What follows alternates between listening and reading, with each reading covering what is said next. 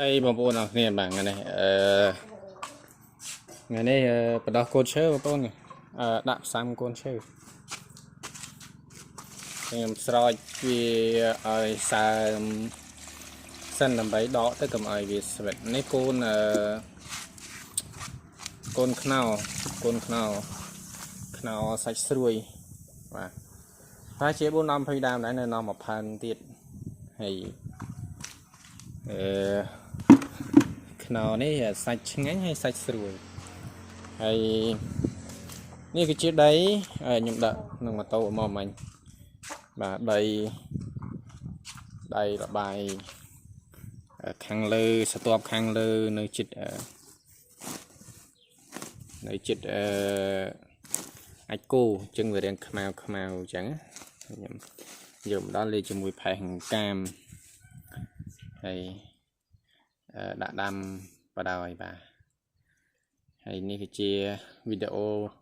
ខានផុសយូរហើយបងប្អូនអើយខ្ញុំខានផុសដូចមួយខែ2ខែដែរហើយនេះវីដេអូខ្លីទេបាទវែងអត់កើតទេរាំងបបានេះគឺជាដើមផ្លែបឺបងប្អូនដើមផ្លែបឺនេះយកពេលវល់មកខ្ញុំយកពេលវល់មកហើយអានេះបទាលខាងស្រោចទឹកទៅវាងាប់តែឥឡូវស្រោចទឹកទៅវាភ្លុកថ្មីទៀតហើយនេះជាខ្នោដែលខ្ញុំថាវាផើងទៀតមួយដើមមកគុំនឹងទៀតតែស្រោចទឹកសិនបងប្អូនហ្នឹងហើយស្រោចទឹកវាឲ្យវារស់មួយ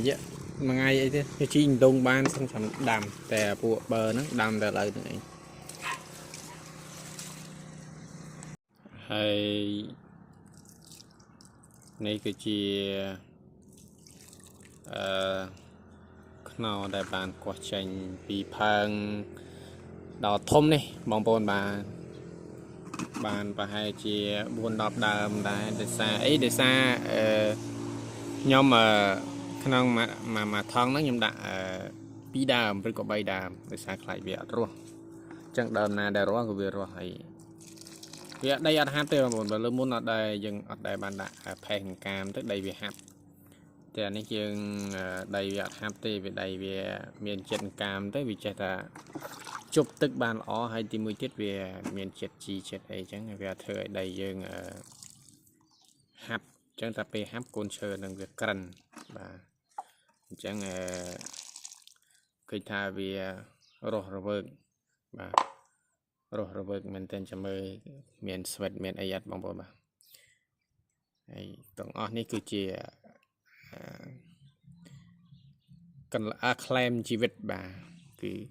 ឥឡូវមួយថ្ងៃពោះងាយបងប្អូនថ្ងៃពោះងាយឥឡូវខ្ញុំឲ្យមើលថ្ងៃកន្លះថ្ងៃឥឡូវថ្ងៃចិត្តលិចហ្នឹង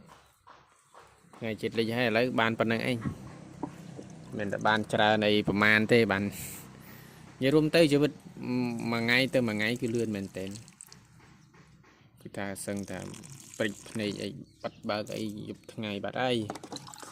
ចឹងហើយចេះតែអ្វីដែលទំនេរអ្វីដែលយើងកុំអោយពេលវេលាចាយរបស់យើងនឹងចាយពេលវេលាច្រើនចឹងបាទកូនឈើជាកន្លែងដែលសบายរបស់យើងតាមការចូលចិត្តរបស់បងប្អូនដែរបាទអ្នកខ្លះចូលចិត្តចិញ្ចឹមសត្វចឹងដូចខ្ញុំដែរខ្ញុំចូលចិត្តចិញ្ចឹមសត្វហ្នឹងហើយសត្វខ្នោឃើញគេដាំស្រួលមែនទែនហើយខ្ញុំដាំបានដែរហើយអានេះខ្ញុំស្រោចរហូតនេះទឹកមកកថាំងឯងបងប្អូនទឹកមកឡើងនេះខ្ញុំស្រោចបញ្ចំវារហូតដើម្បីកុំឲ្យវាចេះតែបឺតស្រូបតណានេះមួយណារស់មួយយកមួយនឹងមួយណារស់គឺតាមធម្មជាតិរបស់វាហើយពេលនេះចឹងយើងជួយវាបានប៉ុណ្ណឹងឯងចឹងអរគុណច្រើនបាទចាំបន្តវីដេអូថ្មីមួយទៀត